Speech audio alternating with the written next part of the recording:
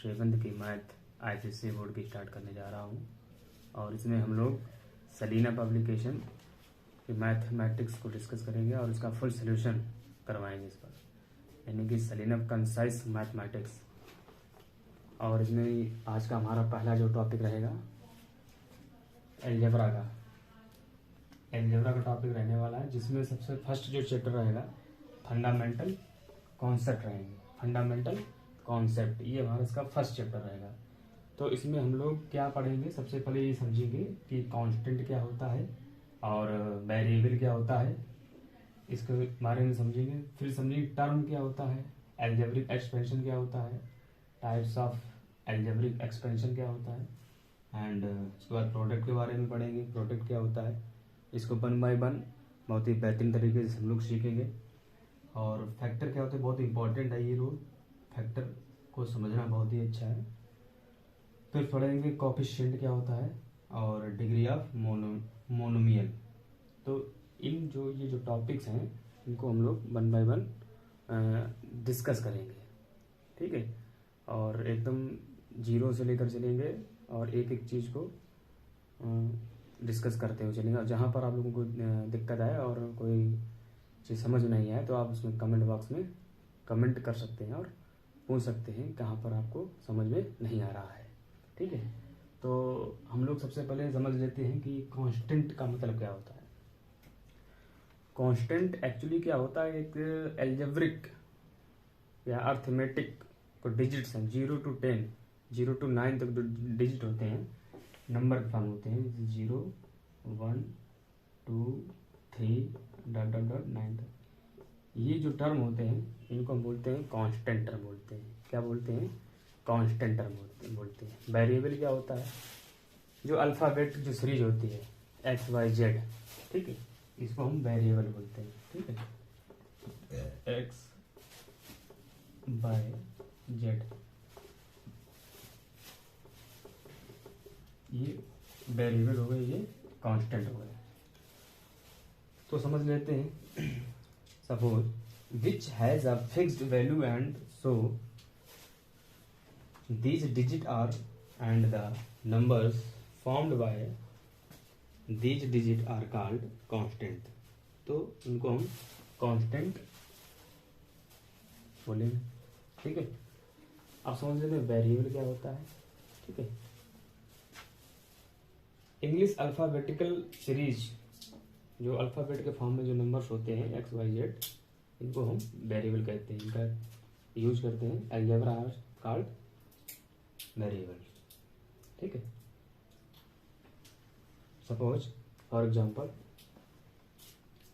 इसका एग्जांपल लेते हैं, जैसे 2 एक कांस्टेंट टर्म है, ठीक है। वेरिएबल एग्जांपल हो गया, लिखा है एक्स, तो ये एक वेरिएबल हो गया, ठीक है। और ये कॉम्बिनेशन होता है, कॉम्बिनेशन ऑफ 2 और more than 2 constant is always constant. अगर एक से ज़्यादा अगर कोई नंबर दिए गए हैं, उनका मल्टीपल हो, डिवाइड हो, सब्सट्रैक्शन हो, प्लस या माइनस कुछ भी हो, अगर मल्टीप्लाई कराएंगे तब भी वो कांस्टेंट आएगा। अगर मैंने मल्टीप्लाई 2 into 3 कराया तब भी कांस्टेंट ही टर्म आएगा। 2 into 3, 3 2 जा 6, ठीक। अगर मैं 3 से 2 माइनस कर दूंगा तो 1 आएगा, तो ये भी कांस्टेंट टर्म है। अगर मैं 5 में डिवाइड 5 कर दूंगा तो 1 आएगा, तो ये भी कांस्टेंट टर्म है। अगर मैं डिवाइड बाई 8 में 4 कर दूँ तो 2 आएगा, तो भी कांस्टेंट टर्म है। तो मतलब कहने का ये मतलब है कि कॉम्बिनेशन ऑफ 2 और more than 2 constant is always constant. तो ये हमेशा ही कांस्टेंट नंबर ही आता है। Is that clear. अगला पॉइंट यहाँ पर ये याद रखना है आपको कि अ कॉम्बिनेशन ऑफ 2 और मोर वेरिएबल, कॉम्बिनेशन ऑफ 2 और मोर वेरिएबल ऑलवेज वेरिएबल। तो एक हमेशा वेरिएबल ही मिलता है। जैसे यहाँ पे लिखा है एक्स वाई, ठीक, तो ये एक्स ही वाई आएगा। ये अगर इसमें चाहें आप एक्स मल्टीप्लाई वाई कराएं तब भी एक्स वाई आएगा, एक्स डिवाइड बाई वाई कराएं तब भी एक्स डिवाइड बाई वाई आएगा, ठीक है। तो ये हमेशा वेरिएबल के ही फॉर्म में ये आता है, ठीक है। इज दैट क्लियर यहाँ तक। अगला पॉइंट ये कह रहा है कि कॉम्बिनेशन ऑफ 2 और मोर कांस्टेंट एंड मोर वेरिएबल। अगर एक साथ में कांस्टेंट और वेरिएबल दोनों को लिया जाता है तो क्या आता है, तो आल्सो एक वेरिएबल ही मिलता है उसमें। ठीक है, अगर मैं एक नंबर को कांस्टेंट लेट कर लूँ एक्स और x+2, ये कांस्टेंट ये वेरिएबल है, तो इनको जब ऐड करेंगे तो x+2 ही आएगा। ठीक, तो मतलब ये कह रहा है कि एक से ज़्यादा अगर वेरिएबल ले और एक से ज़्यादा अगर हम कांस्टेंट टर्म को लेते, अगर इनका एडिशन करें या डिवाइडेशन करें, प्लस या माइनस कुछ भी करें, तो एक वेरिएबल के फॉर्म में ये चीज़ आती है। यहाँ तक क्लियर हो गया होगा आप लोगों को। ठीक है, अगली बात करते हैं टर्म की। टर्म क्या होता है? अब इन्हीं कांस्टेंट और वेरिएबल को एक टर्म का नाम दिया गया। टर्म क्या होता है? इनको एक टर्म के फॉर्म में लिखा गया। टर्म को एक फॉर्म में लिखा गया 5x, तो ये टर्म हो गया। ये क्या हो गया? ये टर्म हो गया। यानी कि जो x वेरिएबल है इसका एक टर्म है 5x। 5 क्या है? कांस्टेंट नंबर है, x क्या है? वेरिएबल है। समझ में आ रहा होगा यहाँ तक? ठीक, अदर एग्जाम्पल लेते हैं। जैसे लिखा है ax, ठीक, तो भी ये एक टर्म हो गया। ये ax क्या हो गया? एक टर्म हो गई। वेरिएबल, बोथ वेरिएबल मल्टीप्लाई, तो भी एक टर्म हो गया ये। ठीक है, यहाँ तक समझ में आ गया होगा। अगर मैं यहाँ पर बात करूँ 4y/3x, तो ये भी 4y/3x, ये भी एक टर्म हो गया ये। ठीक, ये तो बात है। टर्म क्या होता है कि term is a number constant और वेरिएबल।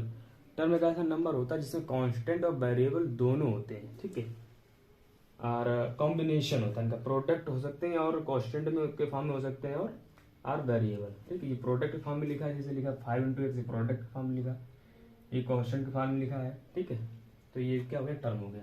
अब हम लोग समझ लेते हैं अलजेब्रिक एक्सपेंशन क्या होता है। ठीक, अलजेब्रिक एक्सपेंशन क्या होता है? इसमें कांस्टेंट और वेरिएबल प्लस या माइनस के फॉर्म में होगा। ठीक, जैसे लिखा है 4x - 3y, 4x - 3y, तो ये एक हो गया expansion.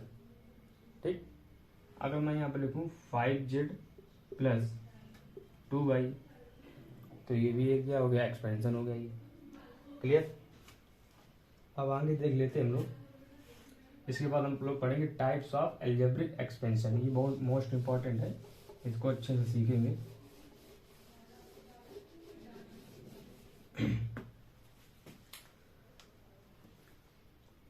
Types of algebraic expansion, इस टॉपिक को एक बार बहुत अच्छे से समझना है आप लोगों को।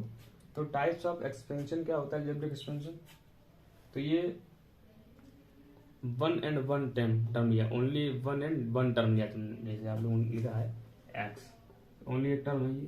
ठीक, सिंगल टर्म को कहते हैं मोनोमियल कहते हैं। ठीक है, ये लिखा है एक्स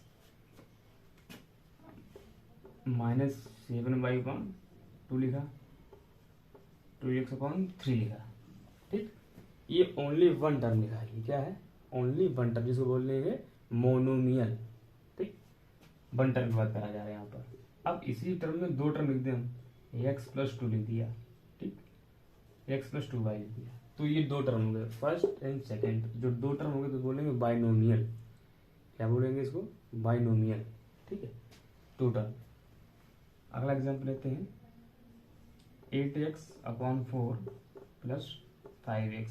ठीक, तो ये 2 टर्म की बात कर रहा है, तो यहाँ पर बोलेंगे इसको बाइनोमियल। सिंगल टर्म है तो मोनोमियल, 2 टर्म आ जाए तो बाइनोमियल, 3 टर्म आ जाए ट्राइनोमियल हो जाएगा। ठीक, अब अगला एग्जांपल लेते हैं ट्राइनोमियल का। लिखा है 2x + 5y + 3z, तो ये एग्जांपल हो गया ट्राइनोमियल है। 3 टर्म है, फर्स्ट सेकेंड थर्ड, और जितने भी टर्म आ रहे हैं इसमें सभी में कांस्टेंट मिलेगा तुमको और एक वेरिएबल मिलेगा। प्रोडक्ट के फॉर्म में भी हो सकते हैं ये, मल्टीपल के फॉर्म में भी हो सकते हैं ये। Is that clear? आगे देखते हैं नेक्स्ट एग्जांपल। इसका क्या हो सकता है? ax² + bx + c, ये एग्जांपल हो गया ये। ठीक, ये ट्राइनोमियल का एग्जांपल हो गया, एंड सो ऑन। अगला आता है multinomial has more than 3 term. These term होंगे, मतलब एक से ज्यादा टर्म हो सकते हैं इसमें। लिखा है 2x + 5x² + 3y + 9। ठीक, तो ये 3 से ज्यादा टर्म हो गए। मतलब हैज मोर देन 3 टर्म्स, ये हो गया मल्टी नोमियल। इसके बाद बात करते हैं पॉलिनोमियल की बात करते हैं, जैसे हैज 2 और मोर देन 2 टर्म्स होते हैं, every binomial, every trinomial, every multinomial etcetera, इसको बोलते हैं पॉलिनोमियल बोला जाता है। यहाँ तक आप लोगों के समझ में आ गया होगा। ठीक, इसी प्रकार आगे देखते हैं प्रोडक्ट क्या होता है, मोस्ट इंपॉर्टेंट है ये प्रोडक्ट। प्रोडक्ट का मतलब एक तरीके से होता है मल्टीपल। ठीक, तो वेन 2 और मोर क्वांटिटीज, मतलब एक से ज्यादा क्वांटिटीज कांस्टेंट और वेरिएबल और बोथ आर मल्टीपल टुगेदर, एक से ज्यादा वेरिएबल और कांस्टेंट का अगर मल्टीप्लाई कराया जाता है तो उसको बोलते हैं प्रोडक्ट। इसलिए क्या है 2x इंटू 3y। ठीक, तो 3 2 जा 6xy, ये हो गया प्रोडक्ट। मतलब 2x 3y का क्या आ गया 6xy, ये आ गया प्रोडक्ट के फॉर्म में आ गया, समझ गए। ठीक है, अगला बात करते हैं नेक्स्ट फैक्टर। अब फैक्टर कैसे करते हैं, जो ये प्रोडक्ट है इसी को अलग कर देना, इसी को बोला जाता है फैक्टर। आगे देख लेते हैं।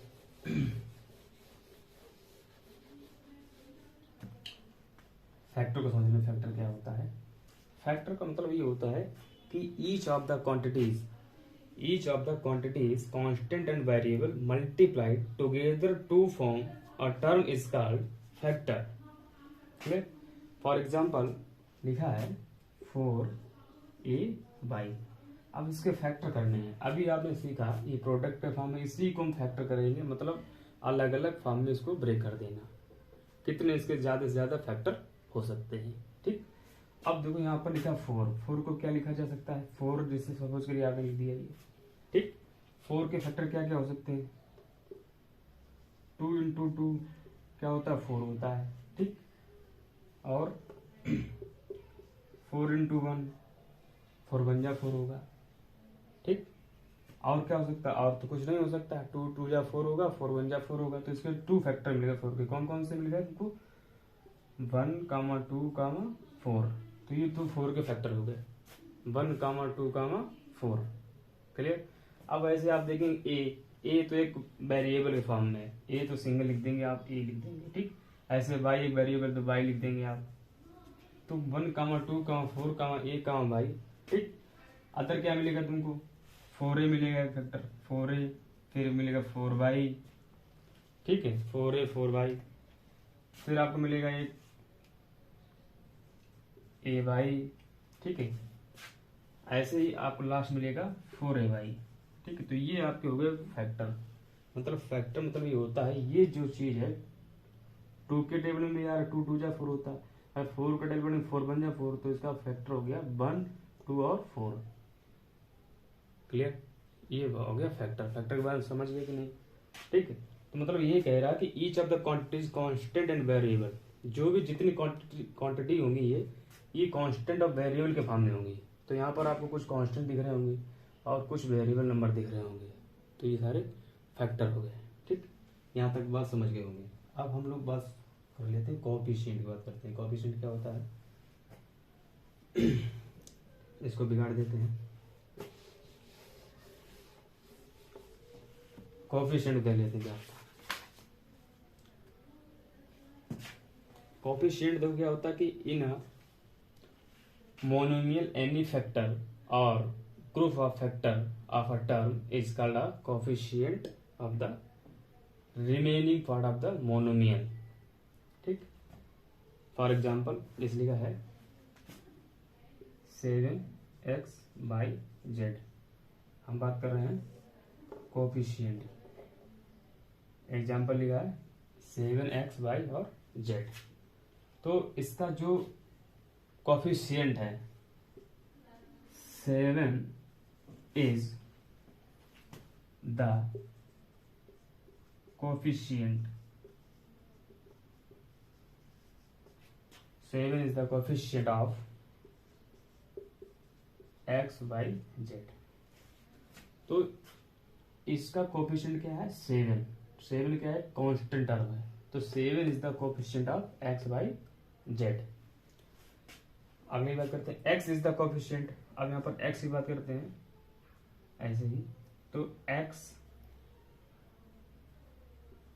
Is the coefficient, x is the coefficient of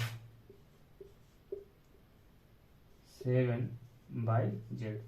तो x जो नंबर है, x जो वेरिएबल है, तो 7/z का कोफिशिएंट हो गया। ऐसे ही y का देख लेंगे, ऐसे ही z का देख लेंगे, and so on. Is that clear? तो यहाँ तक जो मैंने आपको बताया है ये बात आपको समझ में आई होगी। सबसे पहले हम लोगों ने डिस्कस किया था कि कांस्टेंट क्या होता है और वेरिएबल क्या होता है। तो कांस्टेंट वो नंबर होते हैं जैसे कि नंबर जो 0, 1, 2, 3, 4, 5, 6, 7, 8, 9, ठीक, इनको बोला जाता है कांस्टेंट, जो भी डिजिट होती है। वेरिएबल क्या होता है? जो अल्फाबेट जो सीरीज होती है A to Z, x/z, ये सारे नंबर जो होते हैं वेरिएबल के फॉर्म में होते हैं। यहाँ तक समझ में आ गया होगा। फिर इन्हीं कांस्टेंट और वेरिएबल को मिलाकर टर्म के फॉर्म में लिखा गया 2x 5/5a, ठीक है, ये हो गए सारे टर्म, ठीक है। फिर बात करेगी अलजेब्रिक एक्सपेंशन की बात करेगी। फिर इन्हीं टर्म और कांस्टेंट को मिलाकर एक बनता है एक्सपेंशन, जिसको लिखा गया 2x + 5/, ये प्लस माइनस में भी हो सकता है, ठीक है, 3x - 5z, ठीक है। अगले टाइप्स ऑफ अलजेब्रिक एक्सपेंशन। तो टाइप्स की बात बताना इसलिए जरूरी था, जैसे यहाँ पर 1 टाइप लिखा है, सिंगल डिजिट आ गया, x लिखा तो ये मोनोमियल हो गया। अगर x + 2 लिखा इसमें 2 नंबर आ गए तो ये हो गया बाइनोमियल। x + y + z हो गया तो ये हो गया ट्राइनोमियल, ठीक है। अब इसी में पावर्स ऐड होती चली जाती हैं, फिर हो जाता है पॉलिनोमियल के फॉर्म में हो जाता है। फिर हम लोगों ने सीखा प्रोडक्ट क्या होता है। प्रोडक्ट मतलब एक तरीके मल्टीपल होता है, जिसमें कांस्टेंट और वेरिएबल का एक साथ क्या होता है, मल्टीप्लाई होता है, तो उसको बोला जाता है प्रोडक्ट। ठीक है, 5xy तो हो गया ये प्रोडक्ट फॉर्म में हो गया, ठीक। यहाँ तक आप लोग समझ गए होंगे। फिर बात करते हैं कोफिशिएंट की बात करते हैं। अब बात करते हैं फैक्टर की। फैक्टर क्या होता है? जो ये प्रोडक्ट था इसी का फैक्टर करा गया, जो प्रोडक्ट था इसी का क्या करा गया, फैक्टर करा गया, ठीक है। तो सपोज करिए एक एग्जांपल और ले लेते हैं फैक्टर का। जैसे लिखा है 7abc लिखा, 7ab लिखा, 7ab लिखा ओनली। तो 7 का फैक्टर क्या होंगे? 7 × 1 = क्या आएगा? 7 आएगा। तो 7 का फैक्टर तो 7 हो गया ओनली, ठीक। और 1, तो 1, 7, a, b, ab, 7a, 7b। तो 1/1 आपने ऐसे लिख लिया, इसके 7ab की क्या हो गए, सारे फैक्टर हो गए, ठीक। यहाँ तक आप लोग समझ गए होंगे। आगे देखिए कोफिशिएंट क्या होता है। इसी 3 टर्म का ये कोफिशिएंट हो गया। जैसे 7 is the coefficient of x/z, हमने x लिखा, x का कोफिशिएंट होगा 7/z का कोफिशिएंट होगा। मैंने कहा y किसका coefficient, y coefficient of the 7zx का हो जाएगा। Is that clear? यहाँ तक आप लोग समझ गए होंगे, ठीक। आज क्लास में यहीं तक रखते हैं। धन्यवाद।